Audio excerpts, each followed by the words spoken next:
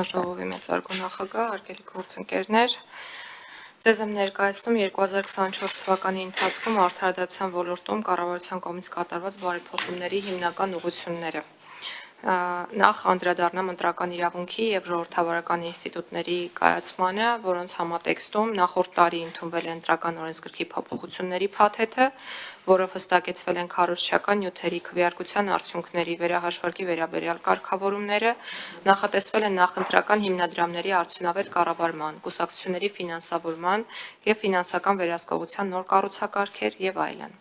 Հանրային խորհրդի մասին օրենքում փոփոխությունների ընդունմամբ առաջին անգամ նախատեսվել են փաստահավաք հանձնաժողովի ձևավորման կարգը, նպատակները, իրավասությունները, գործունեության կարգը եւ փաստահավաք գործունեության իրականացման անհրաժեշտ այլ կարգավորումներ, ինչի արդյունքում 1991 թվականի սեպտեմբերի 21-ից մինչև 2023 թվականը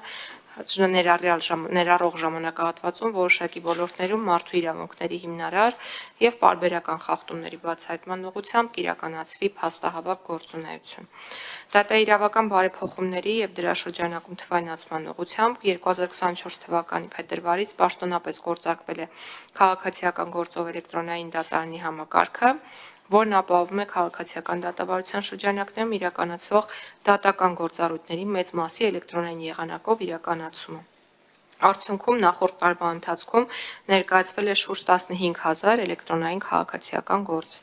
Դատավարական օրենսդրության եւ դրանով պայմանավորված գործընթացների արդյունավետության բարձրացման համատեքստում հստակեցվել են քաղաքացիական դատավարությունում արագացված դատաքննության կիրառման հիմքերը,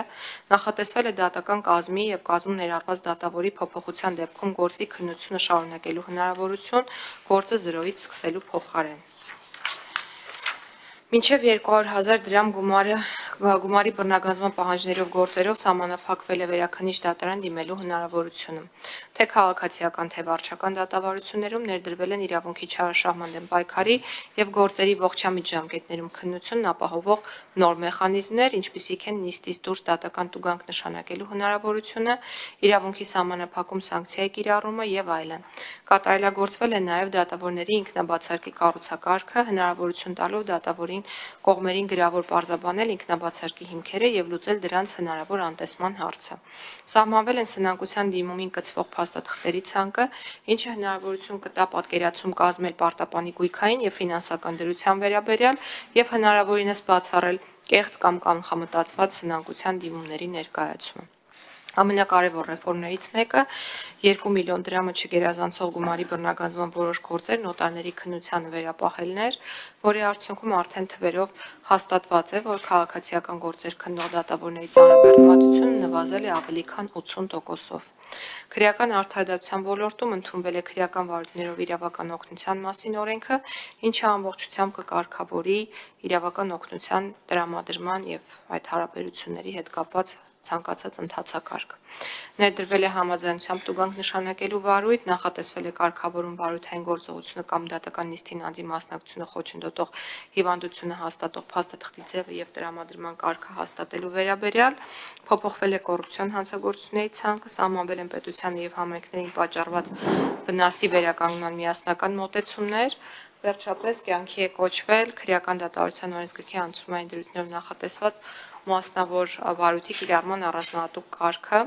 որը հանցագործությունից տուժած անձանց հնարավորություն է տալիս միանգամից դիմելու դատարան իրենց իրավունքների եւ շահերի պաշտպանության նպատակով։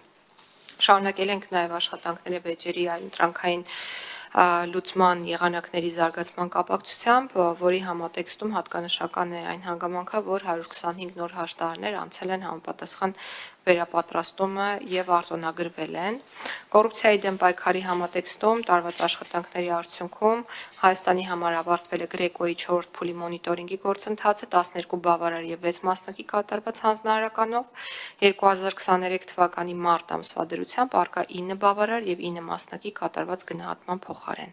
Ներդրվել են դատավորների դատախազների եւ քննիչների համար բարեվարկության ընթացիկ ստուգման կառուցակարգեր, բացի այդ նախատեսվել է, որ քննչական բոլոր մարմիններում աշխատանքներում քննիչների թեկնածուները եւ առաջխաղացման ենթակա քննիչները պետք է անցնեն բարեվարկության ստուգում։ Արդյունքում 2024 թվականի ընթացքում կոռուպցիայի կանխարգելման հանձնաժողովն ուսումնասիրել է քննիչների 14%-ի եւ դատախազների 14%-ի բարեվարկությունը։ Ամրագրվել է պաշտոնական պարտականությունների հետ կապված նվերներ ընդունելու արգելքը, սահմանվել է նվեր հասկացությունը, սահմանվել են պետական սեփականություն դարձող նվերների տնօրինման հետ կապված կարգավորումները, ամբողջացվել են նաև նվերների ընդունման սահմանափակումների կառուցակարգերը եւ նաև նվերների ընդունումից մինչև պետությանը փոխանցված այդ նվերների տնօրինման գործընթացը, իսկ նվերների վերաբերյալ տեղեկատվությունն արդեն հրապարակվում է կոռուպցիայի կանխարգելման համապատասխան կայքում։ Հստակեցվել են կանխարգելման հանձնաժողովի համապատասխան կայքում ներողություն։ Հստակեցվել են ավականու անդամների անհամատեղելիության պահանջները, արգելվել է վերջիններիս զբաղեցնել այլ պաշտոններ, բացառությամբ ավականու կարգավիճակից բխող պաշտոնների։ Կոռուպցիայի դեմ պայքարի շրջանակներում իրականացվել է ազդարարման համակարգի վերաբերյալ համապետական իրազեկման մեծ արշավ, որի արդյունքները իրականում տեսանելի են այլևս։ Անդրադառնամ նաև քրեակատարական ոլորտի որոշ բարեփոխումներին, այսպես քրեակատարական ծառայությունը պաշտոնապես անդամակցել է Եվրոպրիզին, բանտերի եւ ուղղիչ հիմնարկների եվրոպական կազմակերպության մասին է խոսքը, որին անդամակցում են Եվրոպայի խորհրդի տարածաշրջանի 41 անդամ երկրների քրեակատարական մարմիններ, եւ այդ համատեքստում ստեղծված է լավագույն փորձի փոխանակման լայն ցանց։ Օրենսդրական մակարդակում սահմանվել են որոշ կարգավորումներ, ինչպես օրինակ բուժական քրեակատարական հիմնարկում կալանավորվածներին եւ դատապարտյալներին պահելու առանձնահատկությունները, քրեակատարական ծառայության հանրային ծառայողների ոչ պակաս քան 3 տարին մեկ անգամ պարտադիր հատուկ ուսուցման պահանջը եւ այլն։ Բացի այդ 2024 թվականի սեպտեմբերի 10-ին մեկնարկել է քրեակատարական ծառայողների ատեստավորման առաջին փուլը, որին մասնակցում է 36 ծառայող, ատեստավորումը հաղթահարել են 31-ը, որոնց աշխատավարձերն ավելացել են